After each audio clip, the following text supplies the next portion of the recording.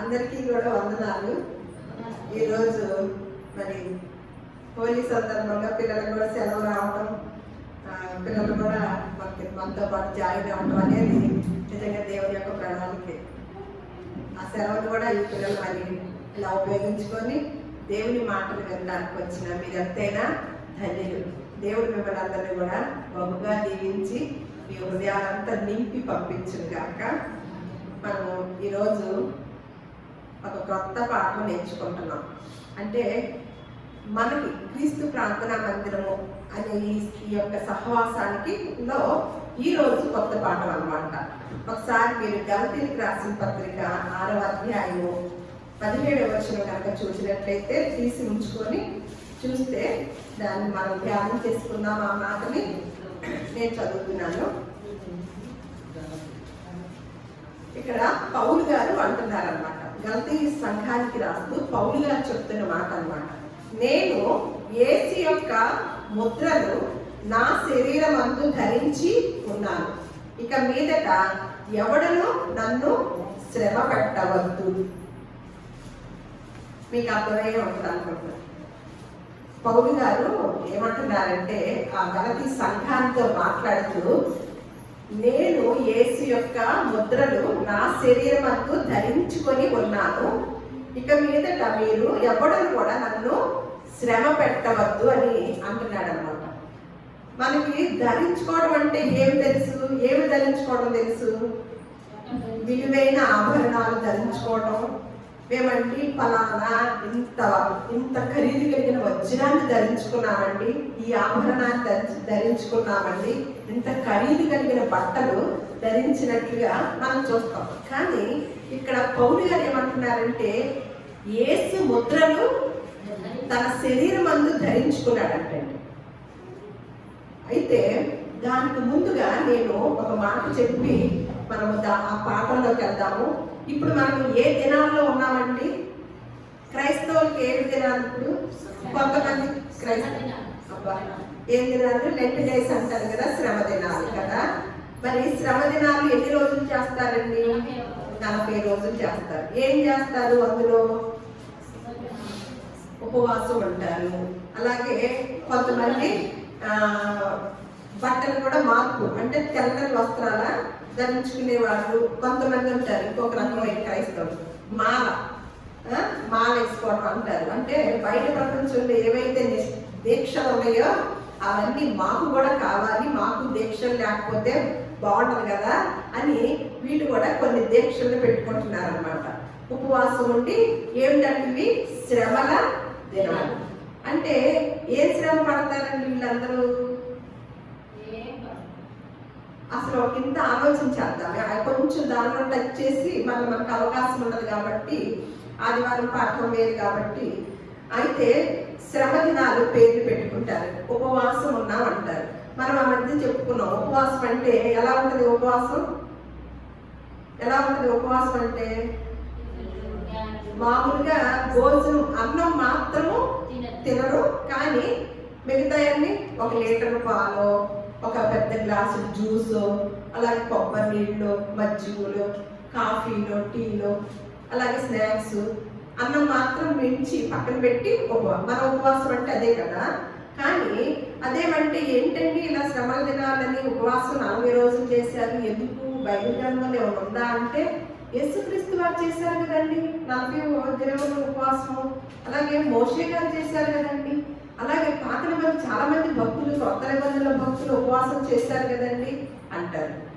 అయితే యేసుక్రీస్తు వారి కాలంలో ఉపవాసం చేసేటప్పుడు ఉపవాసం గురించి ఏమని చెప్పి ఇట్లాగే వస్తుంది కాబట్టి ఈ ఆచారము ఉపవాసం గురించి ఏమంటారంటే మీరు రహస్యమందు దేవుని చూచేటట్లుగానే ఉపవాసం చేయండి, కానీ అందరికీ కనిపించేటట్లు మీ ముఖాలు, మీ పరిస్థితులు చెప్పుకోవాల్సిన అవసరత లేదంటారు. కానీ దాని విషయంలో మనం ఏం చేస్తాము? చాలా మంది అసలు చెప్పద్దు అని యేసుక్రీస్తు వారు చెప్తే దానికి పాంప్లెట్స్ అలా వేయించల్లా ఉపవాస ప్రార్థనలు అని పాంప్లెట్స్ వేయించల్లా ప్రార్థనలు కొనసాగించే సంఘాన్ని, సేవకుల్ని చూస్తామన్నమాట. దానికి మనకు జవాబు దొరికింది. అలాగే మరి యేసుక్రీస్తు వారు ఏమో ఉపవాసం ఎలా చేశారు? వీళ్ళు చేసినట్లే చేశారా, లేకపోతే యేసుక్రీస్తు వారు ఎలా చేశారో ఒకసారి చూసేసి లూకా సువార్త 4వ అధ్యాయము 1-2 వచనాలు చూద్దాం. యేసు పరిశుద్ధాత్మ పూర్ణుడై యోర్దాను నది నుండి తిరిగి వచ్చి 40 దినములు ఆత్మ చేత అరణ్యములో నడిపింపబడి అపవాది చేత శోధింపబడుచుండెను. ఆ దినములలో ఆయన ఏమీయూ తినలేదు. ఏం చేశారంటే యేసుక్రీస్తు వారి ఉపవాసాన్ని, ఇప్పుడు జరిపిస్తున్న భక్తుల ఉపవాసాన్ని మనము క్లారీ చేద్దాం అన్నమాట. ఓకే, మళ్ళా మార్కు సువార్త 1వ అధ్యాయము 13వ వచనం. యేసు సాతాను చేత శోధింపబడుచు అరణ్యంలో 40 దినములు అడవి మృగములతో కూడా ఉండెను. యేసుక్రీస్తు వారు ఏం చేశారంట? 40 దినాలు ఎక్కడ ఉన్నారంట? అడవి మృగములతో గడిపాడంట. తర్వాత సాతానుతో శోధింపబడ్డారంట. మరి మిగతా వాళ్ళందరూ మరి యేసుక్రీస్తు వారు చేశారంటే వీళ్ళు కూడా ఎక్కడికి వెళ్ళాలి? అరణ్యంలోకి వెళ్ళి ఎవరితో ఉండాలి? అడవి మృగాలతోనే కదా. మరి యేసుక్రీస్తు వారు చేశారు అని మనకు సమాధానం చెప్తారు. కానీ యేసుక్రీస్తు వారు ఏం చేశారంట? 40 దినములు కూడా ఆయన ఏమీ తినలేదంట. మన ఉపవాసమా? కాదు. మరి మోషే గారు చేశారు అంటారు. మరి మోషే గారి ఉపవాసం ఏంటో చూద్దాం. నిర్గమకాండము 34వ అధ్యాయము 28వ వచనం. మీరు రిఫరెన్స్ రాసుకో, ఇంటి దగ్గర చదువుకోండి. అతడు మోషే గారు అన్నమాట. 40 రేయింపగళ్ళు యెహోవాతో కూడా అక్కడ ఉండెను. అతడు భోజనము చేయలేదు, నీళ్లు తాగలేదు. మరి మోషే గారు చేశారు కదండి ఉపవాసం అంటారు. ఉపవాసం ఏం చేశాడు మోషే గారు అంటే? ఎట్లా చేశారు? ఎవరితో ఉన్నారంట? 40 రేయింపగళ్ళు ఎవరితో ఉన్నాడు? లోకంతో ఉన్నాడా? యెహోవాతో కూడా ఉన్నాడంట. అతడు భోజనము చేయలేదంట, నీళ్లు తాగలేదంట. ఇప్పుడైతే చచ్చి ఊరుకుంటారు కదా. కానీ అసలు అంత కూడా కాదుగా. మనం సగం అన్నం తినే సగం పొట్ట నింపేసుకోవాలి కదా. మన ఉపవాసం కొంతమంది ఉంటాయి 3 గంటలకి క్లోజ్ అవుతుంది అనమాట. అప్పటి నుంచి 9కి మొదలవుతుంది, టిఫిన్ తినేస్తారు. 9 నుంచి 3 గంటల వరకు ప్రార్థనలో ఉంటారు అనమాట. ఈలోపు 3 ఎప్పుడైద్దా అని 30 సార్లు చూస్తాం. ఎందుకు? 3 తర్వాత 9 నుంచి 3 గంటలకి ఎంత గ్యాప్ ఇచ్చామో అంతకు 2 అంతలు తినేస్తాం అన్నమాట. ఇది మన ఉపవాసం. కానీ పరిశుద్ధ గ్రంథంలో ఉన్న ఉపవాసాలు వేరు. అందుకని ఈ 20 డేస్ మరి శ్రమల దినాలు అంటున్నారు కదా. తర్వాత దాని గురించి చూద్దాము. మరి ఇక్కడ ఏమంటున్నారు? మళ్ళా అసలైన ఉపవాసం గురించి యెషయా గ్రంథం 58వ అధ్యాయం 3 నుంచి 11 వచనాలు ఉంటుంది, అక్కడ చదువుకోండి. తర్వాత యేసుక్రీస్తు వారు ఏమంటున్నారంటే లూకా సువార్త 6వ అధ్యాయం 46వ వచనంలో ఇలాంటివన్నీ వస్తాయని తెలిసి, నేను చెప్పు మాటల ప్రకారం మీరు చేయక ప్రభువా ప్రభువా అని నన్ను పిలుచుట ఎందుకు అంటున్నాడంట. అసలు నేనేమో ఒకటి చెప్తున్నా, మీరేం చేస్తున్నారు? ఇంకొకటి చేస్తున్నారు. ఇక అసలు నేను చెప్పే మాటల ప్రకారం మీరు చేయకపోతే నన్ను ప్రభువా ప్రభువా అని పిలుస్తాం కూడా ఎందుకు అని సాక్షాత్తు యేసుక్రీస్తు వారే చెప్తున్న మాట అన్నమాట. ఇప్పుడు మన వాళ్ళందరూ ఉపవాసాలు మీకు అర్థమైపోయింది. ఎట్లా ఉన్నారో, పరిశుద్ధ గ్రంథంలో ఎలా ఉన్నారు అనేది మనకి ఒక క్లారిటీ వచ్చింది అనమాట. ఇప్పుడు పౌలు గారు ధరించిన యేసు ముద్రల గురించి నేర్చుకుందాం అనమాట. ముద్ర అనగానే దేని గురించి తెలుసా మీకు? ముద్ర అంటే ఏంటి? గుర్తు అంటారు అన్నమాట. దాన్ని ముద్ర, తర్వాత గుర్తు. అయితే ఒక పంచాయతీ నుంచి ఒక నోటీస్ వచ్చింది అనుకోండి, దానికి ఎవరు ముద్ర వేస్తారు? ఏ ముద్ర పడింది దానికి? పంచాయతీ ముద్ర పడింది అనమాట. అంటే పంచాయతీ నుంచి ఏదైనా నోటీస్ వస్తే దాన్ని ఏమంటారు? పంచాయతీ వారు ముద్ర వేశారు అంటే ఇది పంచాయతీ ముద్ర, ఇది పంచాయతీ వాళ్ళకే సంబంధించింది అని మనకు తెలుసు. అలాగే ఎక్కడన్నా మనము ఇంటికి సంబంధించి లోన్ తీసుకొని బ్యాంకులో లోన్ కనుక కట్టకపోతే బ్యాంకు వాళ్ళు వచ్చి ఆ ఇల్లుని సీల్ చేస్తారు కదా. సీల్ చేసి తాళం వేసి ముద్ర వేస్తారు. ఇది బ్యాంకు వాళ్ళ ముద్ర అని. అంటే అది ఎప్పుడైతే కట్టకపోతారో వాళ్ళ ముద్ర ఆ ఇంటికి వేస్తారు. అంటే ఏంటంటే అది బ్యాంకు వాళ్ళకి సంబంధించింది అని. ఏ డిపార్ట్మెంట్ కి సంబంధించిన ముద్ర కనుక అక్కడ పడితే వారికి సంబంధించింది అన్నమాట. అంటే ఇది మా ప్రాపర్టీ, మాకు సంబంధించింది అని ఈ ముద్ర గురించి మన బయట ప్రపంచంలో గవర్నమెంట్ వారైనా ఇంకొకళ్ళైనా గేదెలకు లోన్ ఇస్తారు, గేదెలకు ఒక ట్యాగ్ వేస్తారు. అది ఏంటంటారు, ఇది గవర్నమెంట్ సంబంధించిన లోన్ ద్వారా వచ్చిన అని ఒక గుర్తింపు, ఒక ముద్ర. అంటే వాళ్ళు ఎప్పుడైతే ఆ లోన్ కట్టలేదు ఆ గేదె ఎవరిదే అవుతుంది, లోన్ ఇచ్చిన వాళ్ళదే అవుతుంది అనమాట. అంటే ఒక ముద్ర అనమాట, ఒక గుర్తు వేస్తారు. ఇప్పుడు పౌలు గారు ఏమంటున్నారు, నేను యేసు యొక్క ముద్రను నా శరీరమందు నేను ధరించుకొని ఉన్నాను. అంటే నేను కాదు, నాలో ఎవరున్నారు జీవించేది, యేసు. అంటే ఎవరు ప్రాపర్టీ? ఇప్పుడు పౌలు గారు నేను యేసు యొక్క మనిషిని, నా శరీరం అందు నివసించుతుంది ఎవరంట అని. అందుకే ఒక మాట చెప్తారు అనమాట. ఏమనంటే గలతీయులకు రాసిన పత్రిక 2వ అధ్యాయం 20వ వచనంలో, నేను క్రీస్తుతో కూడా సిలువ వేయబడి ఉన్నాను, ఇకను జీవించువాడను నేను కాను, క్రీస్తే నా యందు జీవించుచున్నాడు. అంటే పౌలు గారు చెప్తున్నారు. అంటే ఇక ఏమంటున్నాడు, ఆయన చెప్తున్నాడు. అందుకని నేను క్రీస్తుని పోలి నడుచుకున్నట్లు మీరు నన్ను పోలి నడుచుకోండి అనే మాట చెప్తారు అన్నమాట. ఇక్కడ నేను క్రీస్తుతో కూడా సిలువ వేయబడి ఉన్నాను, ఇక నుంచి జీవించేది పౌలను నేను కాదు, నాలో ఎవరంట, ఆయనలో క్రీస్తే, యేసు క్రీస్తు వారే జీవించుతారని చెప్తున్నాడు. అందుకనే ఆయన ఏమంటున్నారు, నేను యేసు యొక్క ముద్రలు ధరించి ఉన్నాను కాబట్టి ఇక నుంచి నన్ను ఎవ్వడను కూడా శ్రమ పెట్టవద్దు అన్నాడు. మరి శ్రమ పెట్టవద్దు అన్నాడంటే ముద్రలు అంటే అర్థమైందా? ఇప్పుడు పౌలు గారు ఎవరి ముద్రలు వేసుకున్నారని, యేసు యొక్క ముద్రలు. అంటే ఇక నుంచి పౌలు గారి జీవితంలో ఎవరు కనపడతారు మనకి, యేసుక్రీస్తు వారే. ఎందుకంటే ఆయనతో పాటు నేను కూడా సిలువ వేయబడి ఉన్నాను. ఆయన ఏదైతే చేశారో అవన్నీ నేను కూడా చేస్తున్నాను. కాబట్టి ఇక నుంచి జీవించేది ఎవరు, నాలో పౌలని నేను కాదు, యేసుక్రీస్తు వారే నాలో జీవిస్తున్నారు. నన్ను చూస్తే యేసుక్రీస్తు వారిని చూసినట్లేదు. ఒకప్పుడు యేసుక్రీస్తు వారు వచ్చి భూలోకానికి నన్ను చూస్తే మీరు తండ్రిని చూసినట్లే అని చెప్పినట్లుగా ఇప్పుడు యేసుక్రీస్తు వారు వెళ్ళిపోయాక ఈ పౌలు గారు ఏమంటున్నారు, నన్ను చూస్తే యేసుక్రీస్తు వారు చూసినట్లే అని అపోస్తులు పౌలు గారు అంటున్నారు అనమాట. మరి పౌలు గారిని అపోస్తులను చూస్తే ఎవరు మరి క్రైస్తవులమైన మనం ఎవరు చూడాలి? వాళ్ళు ఏమన్నా అపోస్తులు ఏమన్నా క్రీస్తుని చూశారు, మనం ఎవరిని చూడాలి? మనం అపోస్తుల్ని పౌలు గారిని మాదిరిగా చూసి వారిని బట్టి మనం కూడా నడుచుకోవాలి కదా.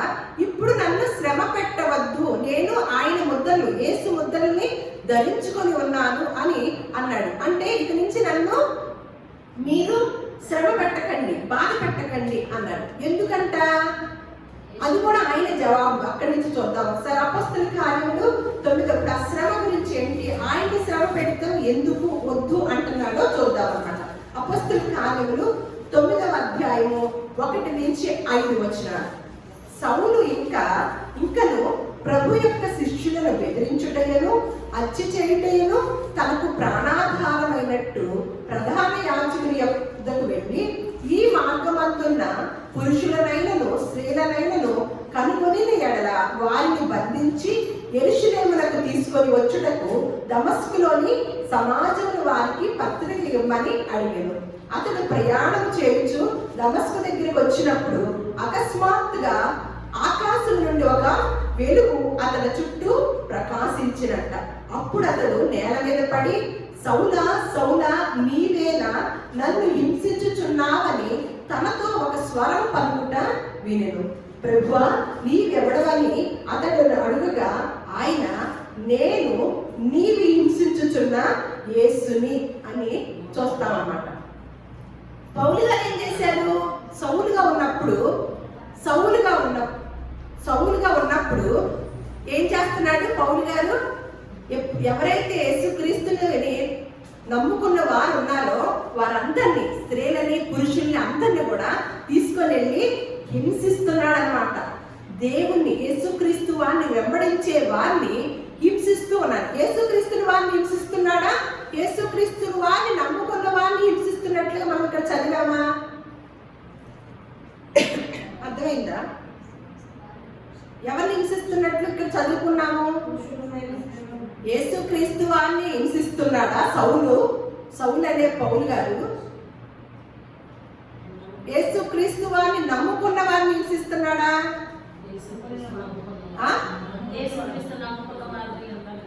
అంతేనా? అంతేగాని యేసుక్రీస్తు వారిని హింసించినట్టు కాదు కదా. ఇక్కడ ఏం చేస్తున్నారు? ఎవరైతే దేవుని నమ్మారో వారిని బాగా హింస పెడుతూ, పురుషుల్నేమి స్త్రీలనేమి కూడా బాగా ఇబ్బంది పెడుతున్నాడు కదా. పెడుతున్నప్పుడే అకస్మాత్తుగా ఒక వెలుగు వచ్చింది, ఆయన కింద పడిపోయాడు. ఎవరు నన్ను పడేసింది అనగానే ఏమంటున్నాడు ఇక్కడ? సౌలా నీవేంటి నన్ను హింసిస్తున్నావంటే, ఇదేంటి నువ్వెవరు ప్రభువా అని అడిగాడు అనమాట. నీవు హింసిస్తున్నా యేసు. అసలు అక్కడ యేసు హింసిస్తున్నాడా? లేదు. కానీ తక్కువ ఎవరు వచ్చారు? యేసుని నమ్ముకొని వెంబడించిన వారిని హింసిస్తున్నప్పుడు వెంటనే ఎవరు వచ్చారు? ఎవరు వచ్చి పడేశారు? యేసుక్రీస్తు వారి. అంటే యేసుక్రీస్తు వారిని నమ్ముకున్న వారిని గనక ఎవరైనా హింసిస్తే ఎవరిని హింసించినట్లు? మనం ఇప్పుడు ఏ మాట గురించి మాట్లాడుకుంటున్నాము? నేను యేసు ముద్రల్ని ధరించుకొని ఉన్నాను కాబట్టి ఇప్పుడు నన్ను ఎవ్వడు కూడా శ్రమ పెట్టవద్దు. ఎందుకంటే అని మనకి అంటే లేఖనాలు ఎప్పుడు కూడా మనం పరిశీలించాలి. ఒక చోట సమాధానం ఉండదు. ఎందుకని అంటే ఇప్పుడు ఏమని ఇక్కడ చూసాము? యేసుక్రీస్తు వారిని నమ్ముకున్న వారిని హింసించడం సౌలు గారిని చూసాం. కానీ ఎవరు వచ్చేసారు? వచ్చి ఎవరంటున్నారు? యేసుక్రీస్తు వారు వచ్చి సౌలా నన్నేంటి హింసిస్తున్నావు అంటే, ఇదేంటి నేను వాళ్ళని కదా హింసించింది, నువ్వు వచ్చావేంటి అని అంటే, నీవు హింసిస్తున్న యేసుని అంటున్నాడు. అంటే ఎవరైతే తన బిడ్డల్ని హింసిస్తున్నారో అది ఎవరికి తగులుతుంది? వెళ్ళి యేసుక్రీస్తు వారికి వెళ్తుంది అనమాట. యేసుక్రీస్తు వారిని నమ్ముకున్న వారిని కనుక ఎవరైతే హింసిస్తున్నారో వారికి వారి యొక్క మాటలైనా వారి దెబ్బలైనా ఎవరికి వెళ్తున్నాయి? కొట్టినా తిట్టినా ఎవరికి వెళ్తున్నాయి అంట? అందుకనే పాత నిబంధన జకరియా గ్రంథంలో కూడా ఒక మాట మాట్లాడుతున్నారు అనమాట. జకరియా గ్రంథము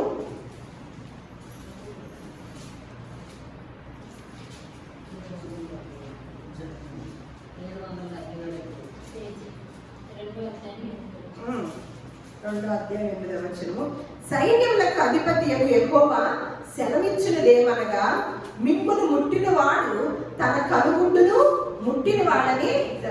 చూడండి అక్కడ పాత నిబంధనలో కూడా దేవుడు ఏమని సెలవిస్తున్నాడంటే, ఎవరైతే నన్ను నమ్ముకున్న మీరు, నా ముద్రలు ధరించిన మీరు ఎవరైతే ఉన్నారో వారిని గనక ఎవరైనా వచ్చి ముట్టితే, ఎవరైనా వచ్చి కొట్టితే, ఎవరైనా వచ్చి తిట్టితే అదంతా ఎవరికి వెళ్తుందంట? ఆయన కనుగుడ్డుని ముట్టినట్టంత. చూడండి, కనుగుడ్డు ముట్టితే ఎంత కోపం వచ్చింది? కనుగుడ్డుని ముట్టారనుకోండి, సఫలమైన కోపం వచ్చిందా? అంటే యేసుక్రీస్తు వారిని కనుక యేసు ముద్రలు ఎవరైతే ధరించుకొని ఉండి ఆయన చెప్పినట్లుగా వింటున్నారో, పాటిస్తున్నారో వారిని శ్రమ పెట్టినప్పుడు ఎవరిని శ్రమ పెట్టినట్లని మనం నేర్చుకున్నాము? యేసుక్రీస్తు వారిని శ్రమ పెట్టినట్టు అన్నమాట. అందుకనే ఒక మాట మళ్ళీ ఇంకొక చోట ఏంటంటే, ఇప్పుడు పౌలు గారు ఏమన్నా యేసు ముద్రలు ధరించాను అన్నాడు కదా. ఇప్పుడున్న మనము కూడా ఏ ముద్రలు ధరించామో చూశాక ఆ ముద్రల గురించి నేర్చుకుందాం. ఎఫెసీయులకు రాసిన పత్రిక 1:13 ఇప్పుడు ఆయనైతే ధరించుకున్నారు, ఇప్పుడు మనమే ఎలా ధరించుకున్నాము, మనకేమి ఇచ్చారో చూద్దాం. ఎఫెసీయులకు రాసిన పత్రిక 1:13 మీరును సత్యవాక్యమును అనగా మీ రక్షణ సువార్తను విని క్రీస్తునందు విశ్వాసముంచి వాగ్దానం చేయబడిన ఆత్మ చేత ముద్రింపబడితిరి. ఇప్పుడు ఎవరితో ముద్రింపబడ్డామంట? ఒక పౌలు గారేనా? పౌలు గారు ఏమంటున్నారు? నేను యేసు ముద్రలు అంటే పౌలు గారు యేసుక్రీస్తు వారు అన్నప్పుడు కదా. యేసుక్రీస్తు వారు వెళ్ళిపోయాక ఎవరిని పంపిస్తానని చెప్పాడు? పరిశుద్ధాత్మ దేవుడు ఆదరణకర్త మీ మధ్యకి నేను వెళితే కానీ ఆయన మీ దగ్గరికి వచ్చి మిమ్మల్ని నేను మళ్ళీ వచ్చేంత వరకు కూడా ఆయన ఆధ్వర్యంలో మీరు ఉంటారు అని చెప్పేటాడు కదా. ఇప్పుడు అందుకని ఎఫెసీ సంఘానికి రాస్తూ అదే పౌలు గారు మనం చెప్తున్నాడు అన్నమాట. ఏమనంటే దేవుని మీరును సత్యవాక్యమును అనగా మీ రక్షణ సువార్తను విని క్రీస్తునందు గనక విశ్వాసం ఉంచి వాగ్దానం చేయబడిన ఆత్మచేత ముద్రింపబడితే. మళ్ళీ అదే ఎఫెసీయులకు రాసిన పత్రిక 4వ అధ్యాయం 30వ వచనంలో దేవుని పరిశుద్ధాత్మను దుఃఖపరచుకుడి విమోచన దినము వరకు ఆయన యందు మీరు ముద్రింపబడి ఉన్నారు. చూడండి, అంటే ఇప్పుడున్న క్రైస్తవులమైన మనము ఎవరి చేత ముద్రింపబడి ఉన్నామంట? పరిశుద్ధాత్మ దేవుడి చేత మనము ముద్రింపబడి ఉన్నామంట. అందుకని మీరు పరిశుద్ధాత్మని దేవుని పరిశుద్ధాత్మని దుఃఖపరచకండి అంట. అంటే మనము ఏం చేస్తున్నాము? చాలా మార్లు దేవుడు ఒకందుకు మనకు ముద్రింపబడి మనల్ని ఉంచితే మనం ఒకందుకు జీవిస్తున్నాం అనుకోండి, ఎవరు దుఃఖపడతారండి? పరిశుద్ధాత్మ దేవుళ్ళో ఒక విధంగా మనల్ని ముద్రించారు, కానీ మనము మన సొంత ముద్రలతో వెళ్ళిపోయాం అనుకోండి, ఎవరు దుఃఖపరిచినట్లు? అందుకని ఇక్కడ రాస్తున్నాడు అన్నమాట, చెప్తున్నాడు దేవుని పరిశుద్ధాత్మను దుఃఖపరచకండి, ఎందుకంటే విమోచన దినము వరకు ఆయన యందు మీకు విమోచన దినం వరకు ఆయన యందు మీరు ముద్రింపబడి ఉన్నారు అని చెప్తున్నాడు అనమాట. చెప్తూ ఇప్పుడు ఇంకొక మాట, యోహాను సువార్త. మనం దేని గురించి నేర్చుకుంటున్నాము? ఇప్పుడు శ్రమ పెట్టేది మానేసాము, అయిపోయింది కదా. ఇప్పుడు ముద్ర గురించి నేర్చుకుంటున్నాం, అది దేవుని ముద్రకు సంబంధించింది నేర్చుకుంటున్నాం అనమాట. యోహాను సువార్త 6వ అధ్యాయము 27వ వచనం. యోహాను సువార్త 6వ అధ్యాయం. క్షయమైన ఆహారం కొరకు కష్టపడకుడి గాని నిత్య జీవము కలుగచేయు అక్షయమైన ఆహారం కొరకే కష్టపడుడి. మనిషి కుమారుడు దానిని మీకిచ్చును. ఇందుకే తండ్రి అయిన దేవుడు ఆయనకు ముద్ర వేసి ఉన్నాడు. అంటే తండ్రి అయిన దేవుడు యేసుక్రీస్తు వారికి ఎటువంటి ముద్ర వేశాడంట? ఏం చేయమని ముద్ర వేశాడంట? నా పిల్లలకి, భూలోకంలో ఉన్నారే నా పిల్లలకి ఏం ఆహారం ఇవ్వమంటున్నాడు? వాళ్ళు క్షయమయ్యే ఆహారం కోసం కష్టపడుతున్నారు కాబట్టి దానికోసము కష్టపడద్దు, అక్షయమైన ఆహారమే అని వాటి కొరకే కష్టపడండి. అది ఎవరిస్తాడట? మనిషి కుమారుడు దానిని మీకిచ్చును అని తెలియజేస్తున్నాడు అన్నమాట. ఇప్పుడు దేవుని యొక్క ముద్ర ఉంది అంటే ఇంకొకళ్ళ ముద్ర ఉంటుంది. ఎవరి ముద్ర అండి? దేవుని ముద్ర ఉంది అనుకోండి, ఇంకెవరి ముద్ర ఉంటుంది? వెంటనే పక్కనే. ఇప్పుడు పౌలు గారు ఎవరి ముద్రలో ఉన్నారు? దేవుని ముద్ర ఉన్నట్టేనా? ఇంకా కొన్ని వచనాలు ఉన్నాయి, ఆయన ఎందుకు ఆ మాట అన్నాడో మనం తర్వాత చూద్దాం. దానికి ముందు మరి మనలో కూడా దేవుని ముద్ర ఉందో, కాకపోతే దేవుని తర్వాత ఆపోజిట్ ఎవరు? అపవాది ముద్ర ఉందో చూద్దాం అన్నమాట. ఇప్పుడు దేవుని ముద్ర వరకు తెలుసుకున్నాం, తర్వాత ఇప్పుడు అపవాది ముద్ర కూడా ఏంటో చూద్దాం. మీరు ప్రకటన గ్రంథము 13వ అధ్యాయము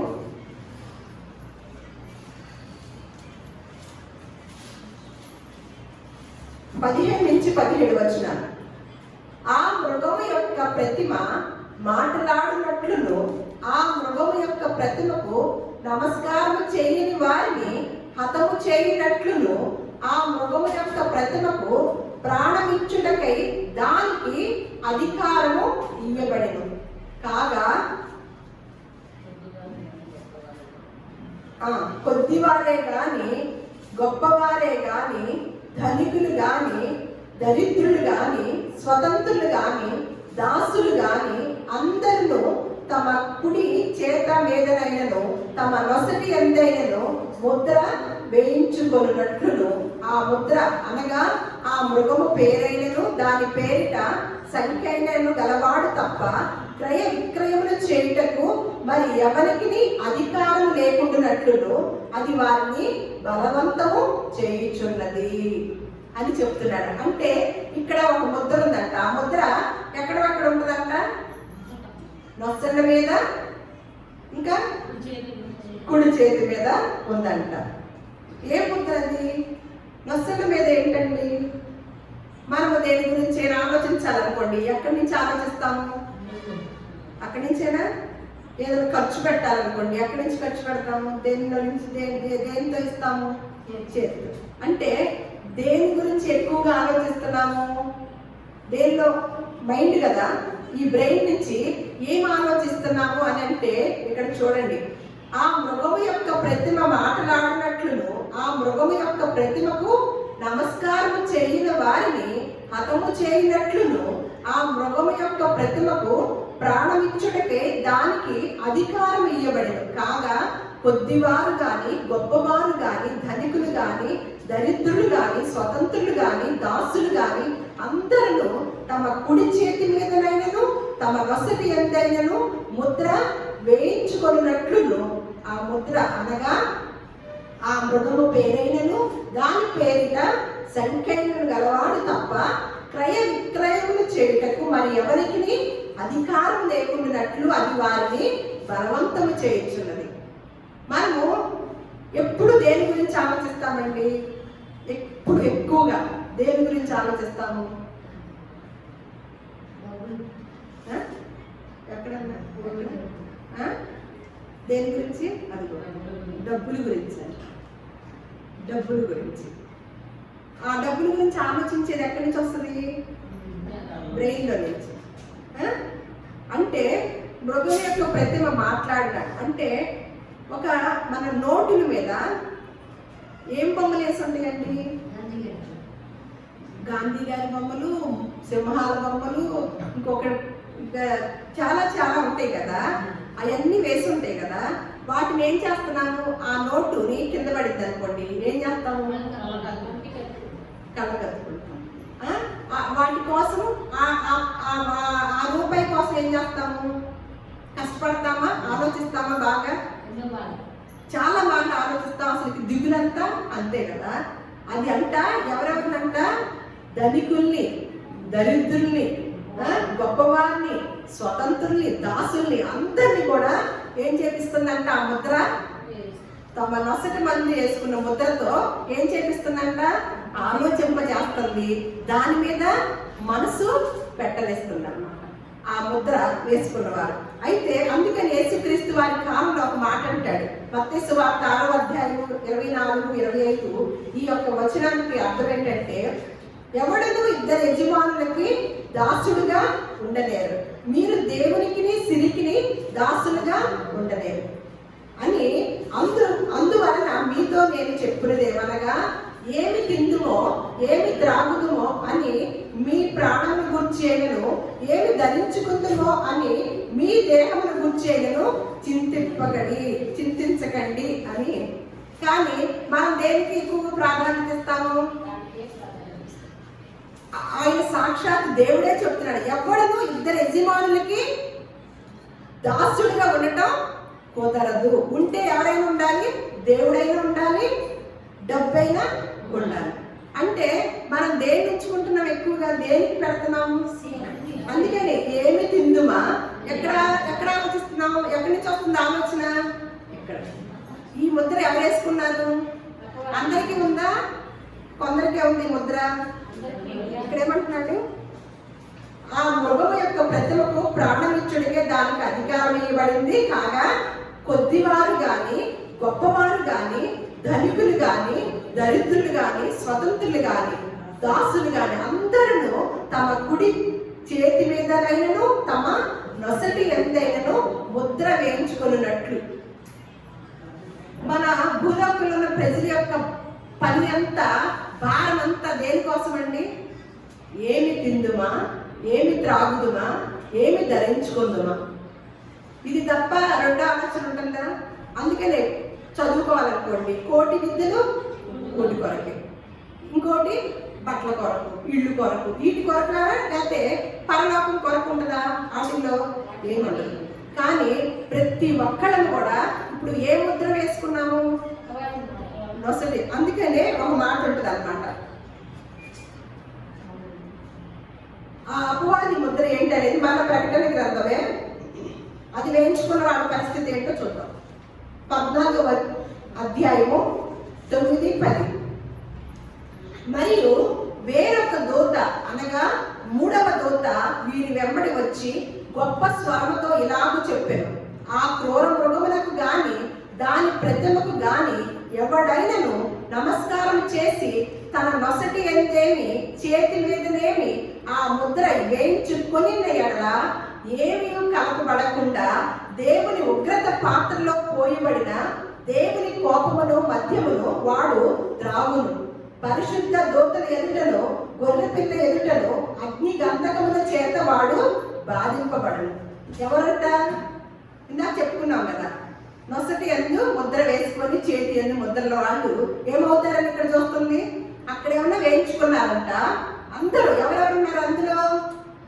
దరిద్రులు ఉన్నారు, దాసులు ఉన్నారు, గొప్పవారు ఉన్నారు, ధనికులు ఉన్నారు. వీళ్ళందరూ కలిసి ఏం వేసుకున్నారంట? నొసటి యందు తమ కుడి చేతి మీద ముద్ర వేయించుకున్నారు. ఆ రెండు ముద్రలు వేయించుకున్న వారు ఏమవుతున్నారని ఇక్కడ ఉంది. ఆ క్రూర మృగములకు గాని దాని ప్రతిమకు గాని ఎవడైనా నమస్కారం చేసి, నమస్కారం ఎందుకు చేస్తారు? క్రూర మృగము ప్రతిమ. ఇప్పుడే చెప్పుకున్నాం కదా, డబ్బులు కింద పడితే ఏం చేస్తాము? తీసి కళ్ళకద్దుకుని. అది ఎవరు తయారు చేసింది? ఎక్కడి నుంచి వచ్చింది అది? చెట్టు కాగితాల నుంచి తయారు చేసే కాగితాలు మనుషులు తయారు చేసిందే కదా. మరి దానికి దండం పెడుతున్నావేంటి? చూడండి, ఇది ఎప్పుడో ఎరిగిన దేవుడు ఈ మాటలు మనకి ఏనాడో రాయించాడు అనమాట. మన విధానాలన్నీ తెలుసు. ఇదివరకు రోజుల్లో పూర్వకాలంలో డబ్బులు అనేది ఉండేది కాదంట, వస్తు మార్పిడి అనేది ఉండేదంట. అంటే మా ఇంట్లో పండిన పంట మాకు ఇంకొకటి అయితే మీకు ఇంకొకటి అయితే ఇలా పంచుకోవటం ఉండేదంట. తర్వాత ఈ మనుషులు ఏం కనిపెట్టారు? ఏం యంత్రాన్ని కనిపెట్టారు? డబ్బుని యంత్రాన్ని కనిపెట్టి అచ్చు యంత్రాన్ని కనిపెట్టేసి ఏం అచ్చు ఎత్తించుకుంటున్నారు? డబ్బులు. ఎప్పుడైతే డబ్బులు అనేది వచ్చేసిందో ప్రపంచంలోకి ఏమొచ్చేసిందండి? ఇక ఏం ఆలోచనలు వచ్చినాయి? అంతకుముందే ఉన్న ఇళ్లలో ఉన్న వాటిని పంచుకునేవాళ్ళు. మాకు కాకరకాయలు కాసినాయి అంటే మీకు వంకాయలు అనుకోండి, మాకు వచ్చేయి, మా మీకు వెళ్ళాయి. వస్తు మార్పులు అనమాట. చింతపండులు ఇవన్నీ కూడా. కానీ ఇలా ఎప్పుడైతే అయినాయో డబ్బులు, వాటి మీద ఏమన్నా బొమ్మలు ఏమేమిటి అది ఇప్పుడు అంది కదా రాణి గాంధీ గారి బొమ్మ, అలాగే సింహాలు, ఇందిరాగాంధీ అంటే గాంధీ గారు అంటే 3 సింహాల బొమ్మలు, మళ్ళా రకరకాల పక్షుల బొమ్మలు, అలాగే పావు బొమ్మ, అవన్నీ ఉంటాయి కదా. మరి వాటినన్నిటిని ఏం చేస్తున్నామంట? ఆ క్రూర మృగములకు గాని దాని ప్రతిమకు గాని, అర్థమవుతుందా? ఎవడైనను నమస్కారం చేసి తన నొసటి ఎందేమి చేతి మీదనేమి ఆ ముద్ర వేయించుకొని ఎడల ఏం చేస్తాడంట దేవుడు? ఏమీ కలపబడకుండా దేవుని ఉగ్రత పాత్రలో పోయబడిన దేవుని కోపమును మద్యమును వాడు త్రాగును. పరిశుద్ధ దూతల ఎదుటను గొర్రెపిల్ల ఎదుటను ఏం చేస్తున్నారంట? ఆవిని అగ్ని గంధకముల చేత వాడు బాధింపబడును. మళ్ళా ప్రకటన 16:2. అంతటా మొదటి దూత వెలుపలకు వచ్చి తన పాత్రలో భూమి మీద కుమ్మరింపగా ఆ క్రూర మృగము యొక్క ముద్ర గల వారికి దాని ప్రతిమకు నమస్కారం చేయు వారికి బాధాకరమైన చెడ్డ పుండు పుట్టునంట. ఎవరికండి? మనకు. అందుకని ముందు జాగ్రత్తగా యేసుక్రీస్తు వారు ఏం చెప్పారు? ఎవరిను ఇద్దరు యజమానులకి దాసులుగా ఉండటము అస్సలు కుదరదు. ఉంటే దేవుడైనా ఉండాలి, లేదంటే డబ్బైనా ఉండాలి అని. అందువలన నేను మీతో చెప్పున్నది ఏమనగా, ఏమి తిందుమా, ఏమి త్రాగుదుమా, ఏమి ధరించుకుందామా అని వీటేంటిని గురించి కూడా మీరు చింతపడకండి అని ముందు ఎరిగిన వాడు చెప్పాడనమాట. వాటి గురించి కనుక మనం చింతపడితే ఆ నొసటి మీద ముద్ర వేయించుకున్నప్పుడు వారు ఏమవుతున్నారు? ముందు చదువుకున్నాము, అగ్ని గంధకముల చేత వాడు బాధింపబడతాడంట. ఇక్కడేంటి? క్రూర మృగం యొక్క ముద్ర గల వారికి దాని ప్రతిమకు నమస్కారం చేయ వారికి బాధకరమైన చెడ్డ పుట్టు పుట్టిద్దంట. మరి అది లేని వారికి ఏంటో చూద్దాం. మరియు ప్రకటన గ్రంథం 20:4 మరియు క్రూర మృగముకైనను దాని ప్రతిమకైనను నమస్కారం చేయక తమ నొసళ్ళ యందు గాని చేతులు యందు గాని దాని ముద్ర వేయించుకొనని వారిని యేసు విషయమై తామిచ్చిన సాక్ష్యము నిమిత్తమును దేవుని వాక్యము నిమిత్తమును శిరచ్ఛేదనము చేయబడిన ఆ ఆత్మలను చూచితిని. వారు బ్రతికిన వారై 1000 సంవత్సరములు క్రీస్తుతో కూడా రాజ్యము చేసింది. ఎవరు ఎవరు? ముద్ర వేయించుకొనని వారు. వేయించుకున్న వారు ఏమవుతున్నారు? అగ్నిగంధకములోను తర్వాత బాధకరమైన పుండు పుడుతుందని మనం రెండు చోట్ల తెలుసుకున్నాం. మళ్ళా ప్రకటన 9:4 కూడా, మరియు నొసళ్ళ యందు దేవుని ముద్ర లేని వారికి ఏ హాని దేవుని మరియు నొసళ్ళ యందు దేవుని ముద్ర లేని వారికే హాని అంటారు. అంటే దేవుని ముద్ర ఉన్న వారికి హాని లేదన్నమాట. ఇప్పుడు కొన్ని సాతాను ముద్రలు చూసుకున్నాం కదా. మరి ఇప్పుడు పౌలు గారు యేసు ముద్రలు ధరించుకున్నాను అన్నాడు కదా. అంటే ఊరికి ధరించేసుకున్నాడా? ఎలా ధరించుకోవడం అంటే మనకు కూడా అవకాశం ఇచ్చారు కదా. పరిశుద్ధాత్మ ద్వారా మీరు కూడా ముద్రించబడి ఉన్నారు. విమోచన దినం వరకు కూడా మీరు కూడా ముద్రింపబడి ఉన్నారు అని మనకి చెప్పారన్నమాట. ఇప్పుడున్న క్రైస్తవులైన మనకు కూడా. మరి పౌలు గారు ముద్రలు ధరించుకొని ఉన్నాడంటే ఇక నేను జీవించువాడు నేను కాదు, నాలో క్రీస్తే ఉన్నాడంటే మరి ఆయన ఏం చేసి ఉంటాడంటారు? ఒకసారి చూద్దాం. 2వ కొరింథీయులకు రాసిన పత్రిక 11వ అధ్యాయము 23 నుంచి 2వ కొరింథీయులకు రాసిన పత్రిక 11వ అధ్యాయము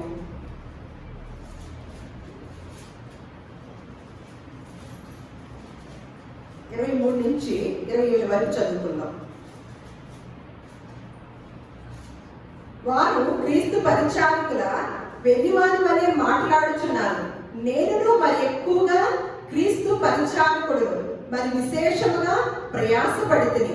మరి అనేక పర్యాయములు చెరసాలలో ఉంటిని, అపరిమితముగా దెబ్బలు తింటిని, అనేక మారులు ప్రాణాపాయములలో ఉంటిని. యూదుల చేత 5 మారులు ఒకటి తక్కువ 40 దెబ్బలు తింటిని.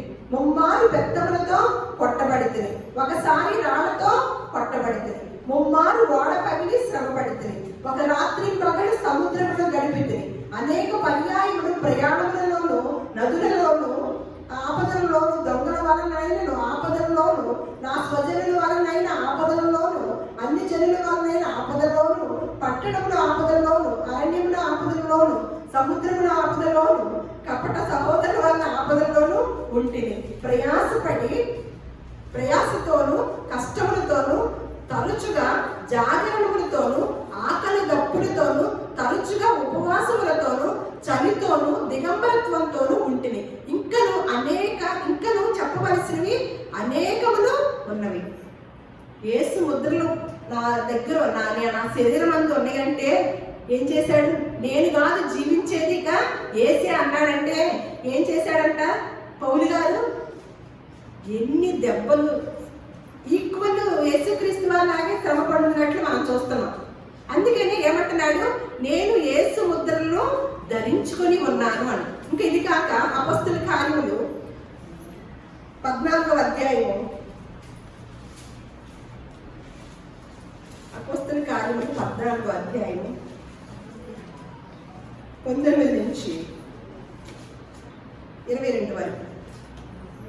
అంతియోకియ నుండి ఈకోనియ నుండి యూదులు వచ్చి జన సమూహమును తమ పక్షముగా చేసుకొని పౌలు మీద రాళ్ళు రువ్వి అతడు చనిపోయినని అనుకొని పట్టణం వెలుపలకు అతన్ని ఈడ్చింది. అయితే శిష్యులు అతని చుట్టూ నిలిచి ఉండగా అతడు లేచి పట్టణంలో ప్రవేశించి మరునాడు బర్నబాతో కూడా దెర్బేకు బయలుదేరిపోయారు. వారు ఆ పట్టణంలో సువార్త ప్రకటించి అనేకులను శిష్యులుగా చేసిన తర్వాత లుస్త్రలకు ఇకొనెకును అంత్యకును తిరిగి వచ్చి శిష్యుల మనస్సుల్ని దృఢపరిచి విశ్వాసమునందు నిలకడగా ఉండవలననియు అనేక శ్రమలు అనుభవించి మనము దేవుని రాజ్యంలో ప్రవేశించవలననియు వారిని హెచ్చరించారు. యేసుక్రీస్తు వారిని నమ్ముకోవటం అంటే కలిసి వచ్చిద్దా? యేసుక్రీస్తు వారిని నమ్ముకోవడం అంటే హ్యాపీగా ఉంటామా? యేసుక్రీస్తు వారి ముద్ర లేకపోతే ఏమవుతామని చదివాము, చూసాము. ఎక్కడ ఉంటాము? దేవుని ముద్ర లేకపోతే ఎక్కడ ఉంటాము? దేవుని ముద్ర ఉన్న వాళ్ళు ఏం చేయాలని పౌలు గారు మనకు మాదిరిగా చూపించారు. భూలోకంలో ఉండగంట అనేక శ్రమలు అనుభవించి మనము దేవుని రాజ్యంలో చేరాలి. ఇప్పుడు దేవుని ముద్ర ఉన్న వాళ్ళు ఏం చేస్తారు?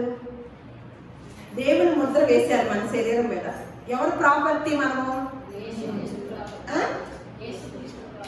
అప్పుడు ఏం చేయాలి? నోరు తెరిస్తే ఏం రావాలి?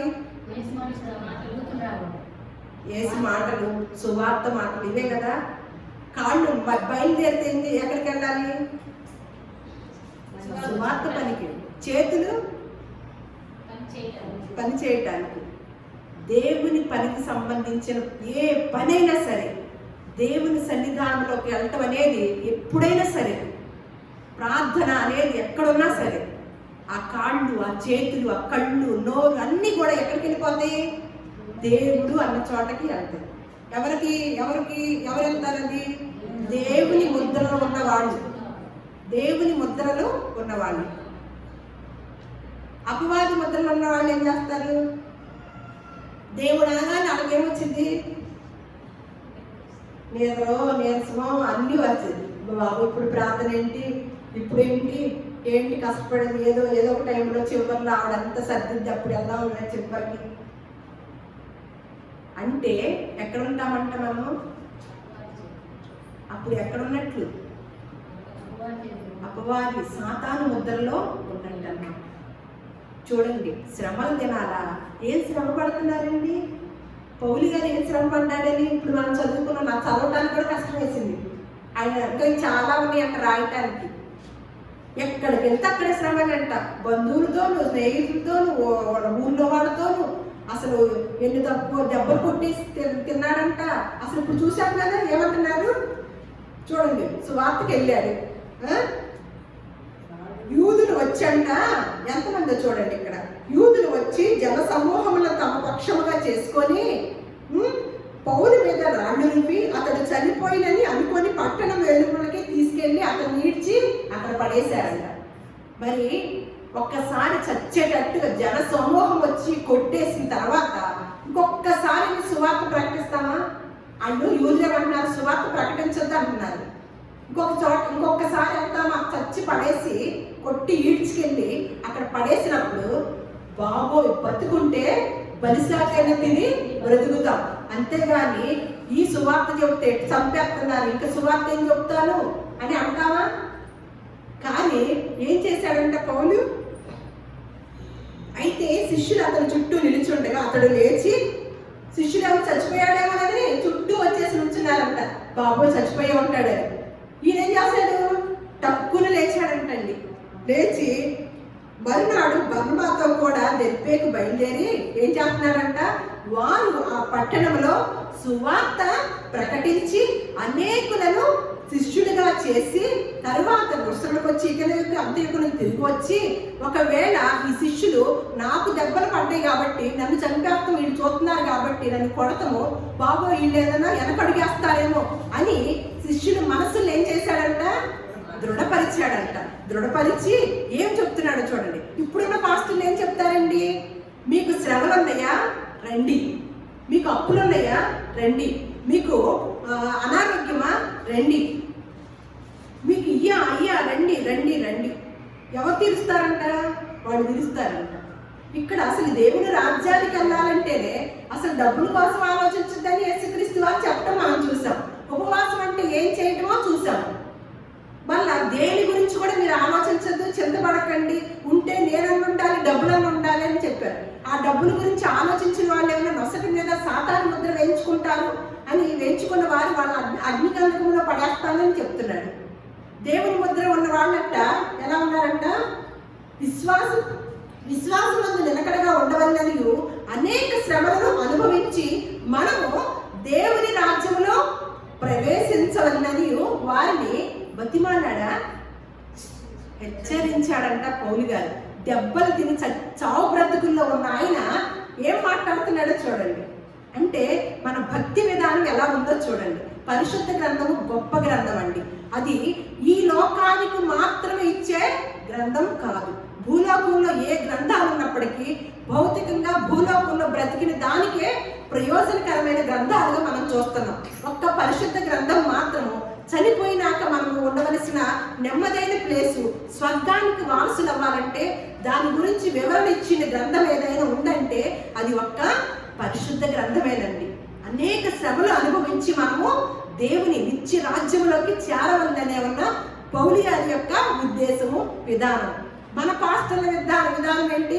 ఇక్కడ చక్కగా భోగ భాగ్యాలు అనుసరించి భోగ భాగ్యాలు అనుభవించి మీరు దేవుని రాజ్యానికి రండి అని ఇక్కడ వాళ్ళు ఏం మాట విందామండి? ఏ ముద్ర కలిగి ఉన్నారు వీళ్ళు? ఇప్పుడు మనకి దేవుని పనికి సమయం అనక అసమయం అనక ఎవరైతే పరుగులు తీస్తారో వారు ఏ ముద్ర ధరించి ఉన్నారండి? అసలు దేవుని పని అంటేనే పక్కకి వెళ్ళిపోయే వాళ్ళు ఏ ముద్ర ధరించి ఉన్నారు? ఇప్పుడు ఏ ముద్ర అనేది తెలిసిపోద్దా తర్వాత మనకి? కానీ మనము పౌలు గారు మనకు మాదిరి అన్నమాట. పౌలు గారు ఏమంటున్నాడు? నేను యేసు యొక్క ముద్రను నా శరీరమందు ధరించుకొని ఉన్నాను కాబట్టి నేను క్రీస్తులాగానే నడుచుకుంటున్నాను. నన్ను మీరు శ్రమ పెట్టవద్దు. సంఘస్థుల నన్ను శ్రమ పెట్టవద్దు. నన్ను శ్రమ పెడితే ఎవరిని శ్రమ పెట్టినట్టు?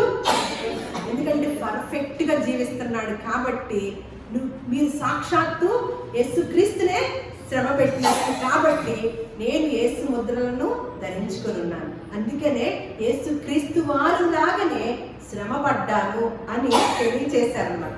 మనము కూడా యేసు ముద్రలు కనుక మన పరిశుద్ధాత్మ దేవుని ముద్రల్ని విమోచన దినము వరకు కూడా మనము ముద్రించబడి ఉన్నాము అని మనకు కూడా ఒక ముద్ర వేశాడు. అంటే మనం ఎవరి ప్రాపర్టీ? ఇప్పుడు పరిశుద్ధాత్మ దేవుని ప్రాపర్టీ. ఇప్పుడు పరిశుద్ధాత్మ దేవుడు ఎలా నడిపిస్తే అలా నడవాలన్నమాట.